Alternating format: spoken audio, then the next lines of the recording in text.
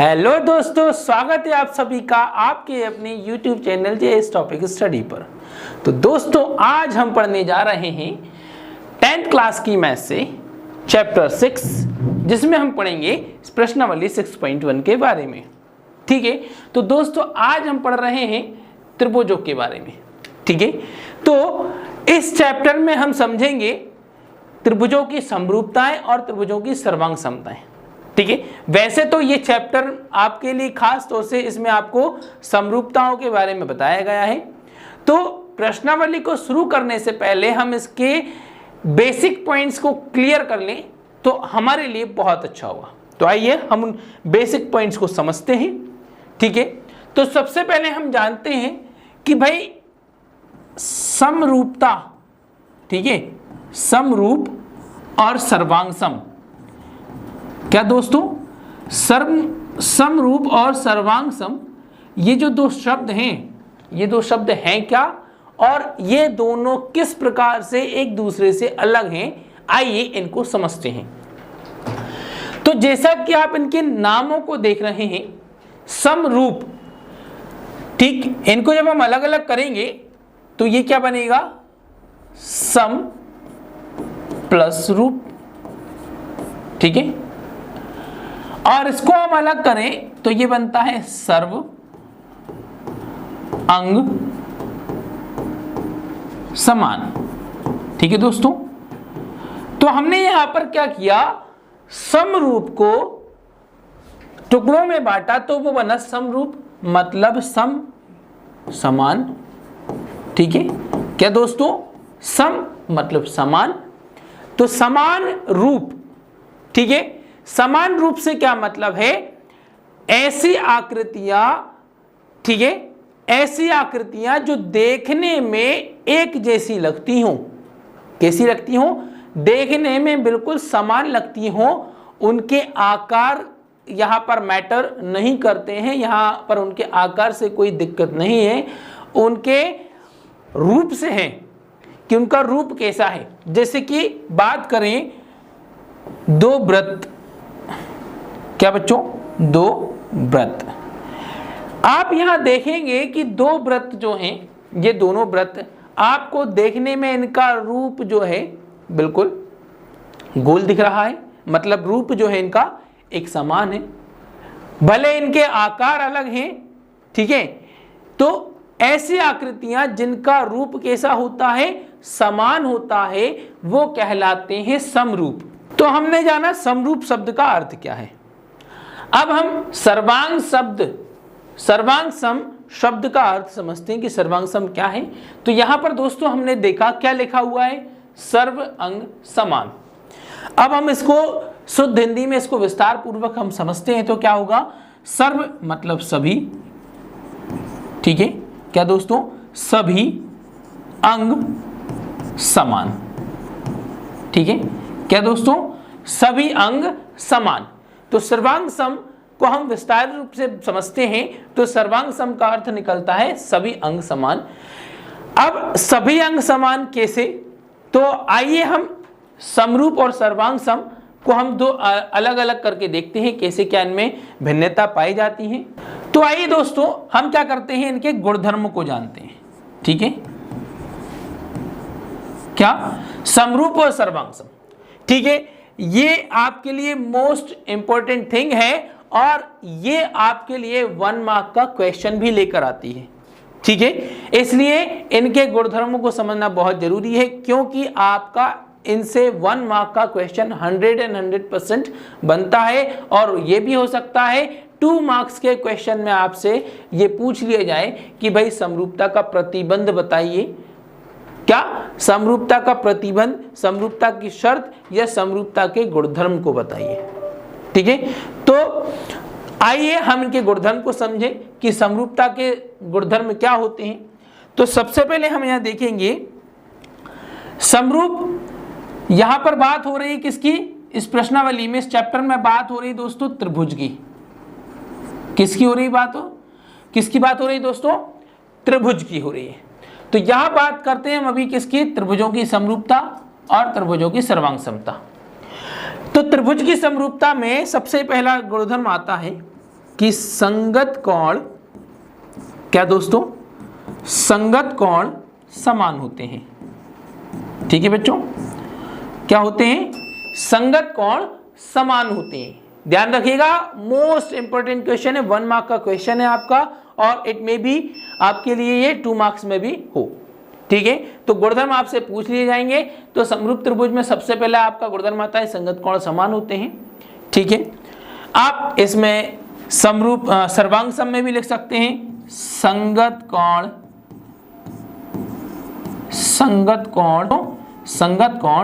समान होते हैं। ठीक है ना बच्चों, तो ये बात तो भाई दोनों में आ रही है, समरूप में भी आ रही है और सर्वांग सम में भी आ रही है।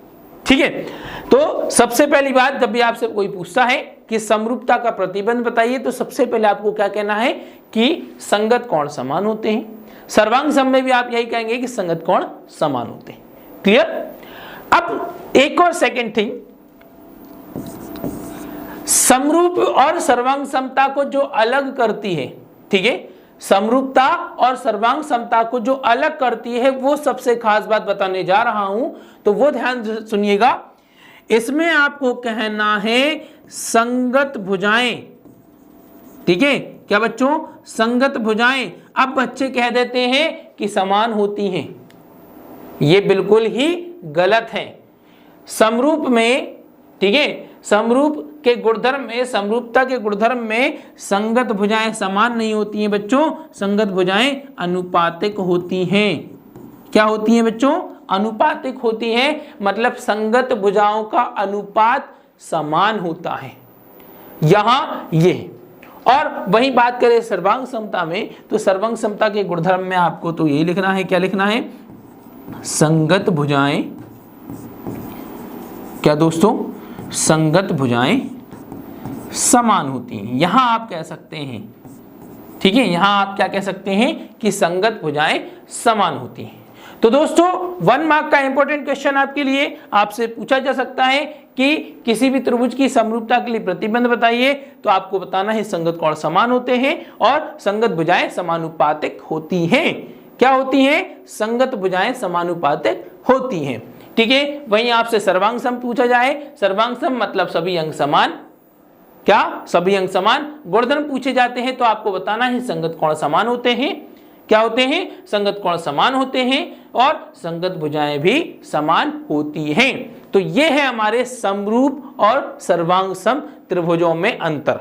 ठीक है, या किसी भी समरूप आकृति और सर्वांग सम आकृति में क्या अंतर होता है वो इससे आप समझ सकते हैं। ठीक है दोस्तों, एकदम क्लियर सा फंडा है, एकदम सिंपल सा कंसेप्ट है। चलिए आइए अब आगे बढ़ते हैं और अपनी प्रश्नावली को आगे बढ़ाते हैं। तो दोस्तों हमने अभी समरूप और सर्वांग समता में हमने अंतर सीखा, उसी के आधार पर यहां पर आपको प्रश्नावली 6.1 में आपको यहां पर कुछ खाली स्थान दिखाई दे रहे हैं। उन समरूप और सर्वांग समताओं के गुणधर्म के आधार पर ही आपको ये खाली स्थानों को भरना है। तो आइए हमारा पहला प्रश्न पढ़ते हैं। कोष्ठकों में दिए शब्दों में सही शब्दों का प्रयोग करते हुए रिक्त स्थानों को भरिए। तो हर एक रिक्त स्थान के लिए आपको यहां पर 2 विकल्प दिए हैं। अब दोस्तों यहां कह रहे हैं सभी व्रत, तो अभी मैंने आपको एक व्रत बनाकर भी दिखाया था। ठीक है, तो सभी व्रत खाली स्थान होते हैं। तो वो दोस्तों सभी व्रत सर्वांग सम मतलब जिसके सभी अंग समान, तो अभी हमने बनाकर देखा था कि भाई एक व्रत ये बना हुआ है और एक व्रत ये बना हुआ है ना, या यूं कहें कि भाई महिलाओं की जो चूड़ियां हैं, एक छोटी बच्ची की चूड़ी है उसका आकार देखें और एक महिला की चूड़ी का आकार देखें, तो आकार तो दोनों के कैसे हैं, रूप जो है वो कैसे है, समान है, लेकिन आकार जो है उनका अलग अलग है। अब जिसका आकार अलग अलग होता है वो सर्वांग सम नहीं हो सकता है। अर्थात यहां सभी व्रत कैसे होते हैं दोस्तों, समरूप होते हैं। ठीक है, क्या होते हैं, समरूप होते हैं। समरूप जैसे हमारे दोनों हाथ की हथेलियां समरूप हैं और सर्वांग सम भी हैं। ठीक है, इसको हम एक दूसरे से ढक सकते हैं। ठीक है, वहीं आप एक छोटे बच्चे की हथेली ले लें और एक अपनी हथेली ले लें और उसको देखें तो एक हथेली जो है बड़ी हथेली जो है छोटे बच्चे की हथेली को इस तरह से ढक लेगी, लेकिन जब आप दूसरी तरफ से पलटेंगे तो वो क्या होगा, छोटे बच्चे की हथेली आपको दिखाई देगी और पीछे बड़ी वाली जो हथेली है वो ढक नहीं पाएगी। मतलब देखने में कैसे है, समान है लेकिन सर्वांगसम नहीं है। वही चीज इसमें है कि सभी व्रत देखने में तो क्या है, समान होते हैं लेकिन सर्वांगसम नहीं होते हैं, इसलिए इसके आपके खाली स्थान में क्या आएगा दोस्तों, समरूप आएगा। ओके, चलिए दूसरा देखते हैं। सभी वर्ग खाली स्थान होते हैं। वर्ग, अब जिस प्रकार से हमने यहां पर वृत्त के लिए समझा उसी प्रकार से हम वर्ग के लिए भी कंसेप्ट लगा सकते हैं। ठीक है, कि भाई बात हो रही किसकी, वर्ग की। अच्छा, वर्ग क्या होता है दोस्तों, ऐसा चतुर्भुज जिसकी सभी भुजाएं बराबर होती हैं, है ना, सभी भुजाएं समान होती हैं और प्रत्येक कोण 90 डिग्री का होता है, उसे आप कहते हैं वर्ग। एक वर्ग आप ये देख सकते हैं, एक वर्ग आप ये भी देख सकते हैं। तो अब तुलना करके देखें तो भाई दोनों का रूप तो समान है, ठीक है, क्या है, रूप तो समान है, लेकिन आकार देखें वो समान नहीं है। ठीक है, यहां इन्होंने पूछा है सभी वर्ग खाली स्थान होते हैं, तो क्या ये सर्वांगसम हो सकते हैं। सर्वांगसम अर्थात सभी अंग समान, क्या इनके सभी अंग समान है। आप इसका यही देख लो, ये कितना बड़ा है और ये कितना है, तो संगत भुजाएं समान नहीं है। इसलिए सभी वर्ग कैसे होते हैं मेरे दोस्तों, समरूप होते हैं। क्या होते हैं बच्चों, सभी वर्ग समरूप होते हैं। तो आपसे पूछा जाए सभी व्रत या सभी वर्ग दोनों ही कैसे होते हैं मेरे बच्चों, समरूप होते हैं। क्लियर। फिर वही तीसरा खाली स्थान क्या कहता है, सभी खाली स्थान त्रिभुज समरूप होते हैं। तो दोस्तों आपने अपनी एजुकेशन लाइफ में अभी तक कितने प्रकार के त्रिभुजों के बारे में पढ़ा होगा, तो आपने 3 प्रकार के त्रिभुजों को पढ़ा है। ठीक है दोस्तों, तो पहले मैं आपको त्रिभुजों के प्रकार से परिचित करा दूं। तो एक होता है हमारा समबाहु त्रिभुज, ठीक है, क्या दोस्तों, समबाहु। दूसरा होता है समद्विबाहु, क्या दोस्तों, समद्विबाहु। और तीसरा होता है हमारे बच्चों विषम बाहु, क्या होता है बच्चों, विषम बाहु, है ना। तो इस प्रकार से 3 प्रकार के त्रिभुज होते हैं। समबाहु जिसमें सभी भुजाएं समान हो, क्या, सभी भुजाएं समान, है ना, ठीक है ना बच्चों, क्या होता है, सभी भुजाएं समान हो। समद्विबाहु 2 भुजाएं समान, क्या, कैसी, 2 भुजाएं समान और एक भिन्न, एक अलग हो उनसे, है ना। ठीक है, फटाफट समझ लेते हैं। ठीक, और विषम बाहु जिसमें सभी भुजाएं कैसी हों, असमान है। ठीक है, सभी भुजाएं कैसी है दोस्तों, असमान है। अब प्यारे बच्चों ये बताने का लॉजिक ये है कि भाई हमसे यहां पूछा जा रहा है त्रिभुज के बारे में, ठीक है, तो पहले हम इनके कंडीशन को समझ लेंगे भाई जो तीनों प्रकार के त्रिभुज हैं भाई उसमें कैसे क्या है। तो समबाहु त्रिभुज जिसमें सभी भुजाएं समान है, ठीक है, त्रिभुज 3 भुजाओं से बंद आकृति, त्रिभुज क्या, 3 भुजाओं से बंद आकृति को त्रिभुज कहते हैं। अब जिसमें तीनों भुजाएं समान होती हैं उसे आप समबाहु त्रिभुज कहते हैं। ठीक है, क्या कहते हैं, समबाहु त्रिभुज कहते हैं, इंग्लिश में कहते हैं इक्विलैटरल ट्रायंगल। ओके, वहीं समद्विबाहु जिसमें 2 भुजाएं तो समान होती हैं और तीसरी जो एक भुजा होती है वो भिन्न होती है।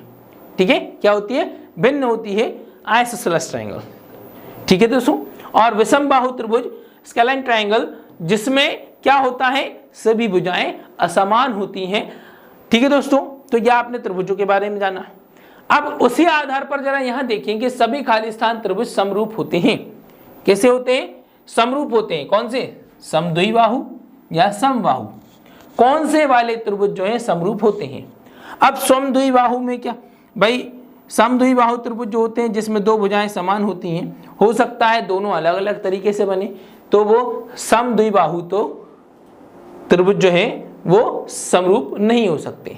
इसलिए प्यारे बच्चों आपको कौन से इस पर लगाना है, समबाहु त्रिभुज पर टिक लगाना है, आपको खाली स्थान में समबाहु त्रिभुज को भरना है। ठीक है, कि समबाहु त्रिभुज जो होते हैं वो समरूप होते हैं, देखने में एक जैसे होते हैं। बाकी आपके समद्विबाहु और विषमबाहु त्रिभुज जो हैं वो पूरे अलग अलग तरीके से बनाए जा सकते हैं जो समरूप नहीं हो सकते हैं। ठीक है दोस्तों, अब चौथा खाली स्थान देखिए।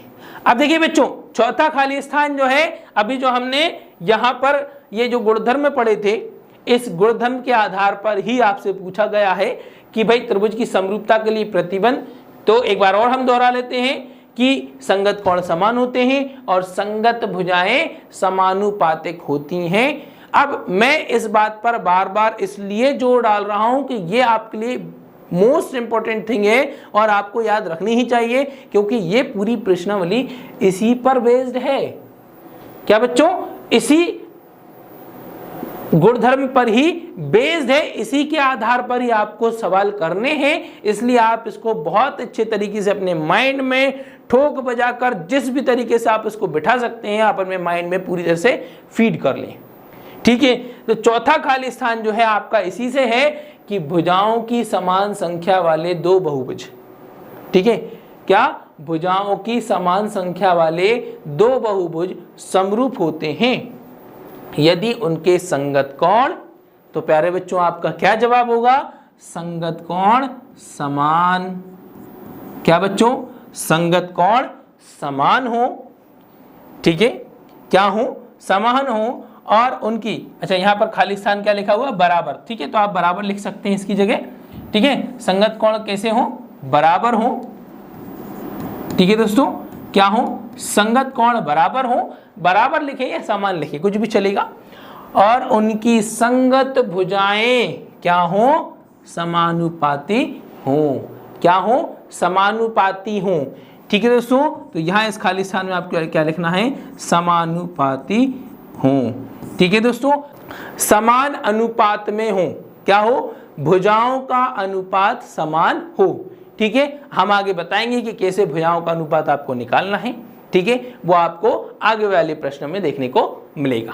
तो दोस्तों इस प्रकार से हमने ये खाली स्थानों को बहुत अच्छे तरीके से समझ लिया है। आई होप आपको ये बात बहुत अच्छे तरीके से समझ में आ गई है। समरूपता के प्रतिबंध क्या है और सर्वांग समता के प्रतिबंध क्या है, ये हमने इसमें बहुत अच्छे तरीके से समझ लिया है।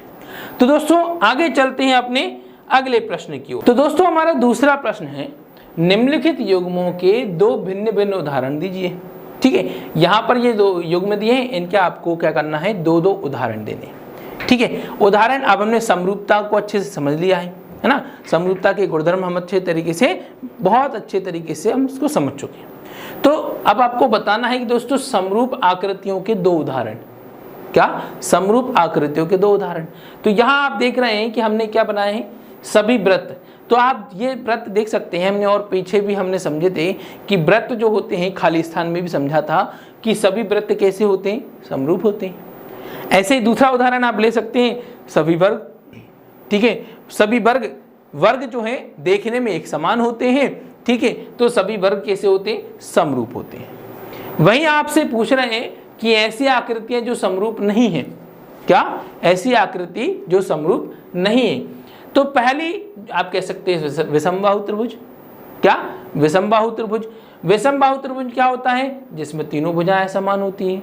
ठीक है, तो विषमबाहु त्रिभुज भी कभी समरूप नहीं हो सकते, क्योंकि उनको बनाने के तरीके अलग अलग हो सकते हैं। ऐसे ही समद्विबाहु त्रिभुज जो होता है उसमें भी क्या होता है? आकृतियां अलग अलग प्रकार से बनाई जा सकती हैं, तो जो देखने में एक समान नहीं बनती हैं। इसलिए ये दोनों उदाहरण जो हैं आपके समरूप आकृतियों के नहीं है। ठीक है, ओके दोस्तों, तो इस प्रकार से आपको क्या करना है? सिर्फ उदाहरण देने हैं। तो आप सभी वृत्त और सभी वर्ग समरूप आकृति के लिए दे सकते हैं, और विषमबाहु त्रिभुज और समद्विबाहु त्रिभुज ये दोनों आप इसमें जो समरूप नहीं है उसके लिए कह सकते हैं। ओके दोस्तों, बहुत सिंपल सी बात थी। चलिए बढ़ते हैं अपने अगले प्रश्न की ओर। तो यहाँ पर हमारा ये अगला प्रश्न है, और इस प्रश्नावली का जो कि अंतिम प्रश्न है, ध्यान से समझिए। बताइए कि निम्न चतुर्भुज समरूप है या नहीं। ठीक है, तो यहाँ पर आप दो आकृतियां देख रहे हैं। अभी हमने, ठीक है, अब देखिए वही बात आ गई, कौन सी? समरूपता के गुणधर्म की, कि भाई कोई आकृति समरूप कब होगी? जब उनके संगत कोण समान होंगे और संगत भुजाएं अनुपातिक होंगी। पहली बात तो आपको यहां पर आप सीधा देखिए दोनों आकृतियों को, हमने सबसे पहले यही पढ़ा कि संगत कोण समान होते हैं। यहां आप दोनों आकृतियों को देख लें, क्या आपको इन दोनों के संगत कोण जो हैं, जैसे कि ये वाला कोण इस कोण के समान है क्या? यहां पर आप सीधे सीधे तौर पर देख सकते हैं कि ये क्या है, समकोण है। क्या है दोस्तों? समकोण है। और यहां पर ये आपका 90 डिग्री से कम हो सकता है। ठीक है दोस्तों, क्या है, ये समकोण से छोटा कोण बन रहा है, समकोण नहीं बन रहा है।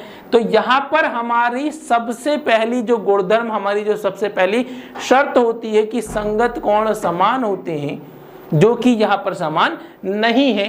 इसलिए ये चतुर्भुज मेरे प्यारे बच्चों, ये दोनों चतुर्भुज क्या है, समरूप नहीं है। तो आपका यहां पर उत्तर क्या हो जाएगा, ये चतुर्भुज समरूप नहीं है। क्या बच्चों? समरूप नहीं है। ठीक है बच्चों, तो यहां पर हमारी पहली शर्त ही यहां पर लागू नहीं होती है, इसलिए समरूप नहीं है।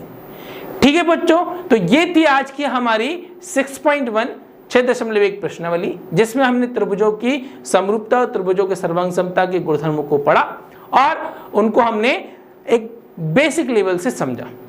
ओके दोस्तों, अगले वीडियो में हम आपको लेकर आएंगे थेल्स प्रमेय के बारे में, क्योंकि उसी के आधार पर आपको करना है प्रश्नावली 6.2। ठीक है दोस्तों, तो मिलते हैं हम अगले वीडियो में। वीडियो पसंद आई हो तो लाइक करें, शेयर करें और चैनल को तो दोस्तों मेरे प्यारे बच्चों जरूर से जरूर सब्सक्राइब करें, ताकि ये हमारे इंपॉर्टेंट वीडियोस जो हैं कि आपको नोटिफिकेशन जो है सारे पहले मिल सके, ताकि आपको इन वीडियोस के बारे में, इन नोटिफिकेशन के बारे में पता चलता रहे। मिलते हैं अगले वीडियो में, तब तक के लिए जय हिंद, जय भारत।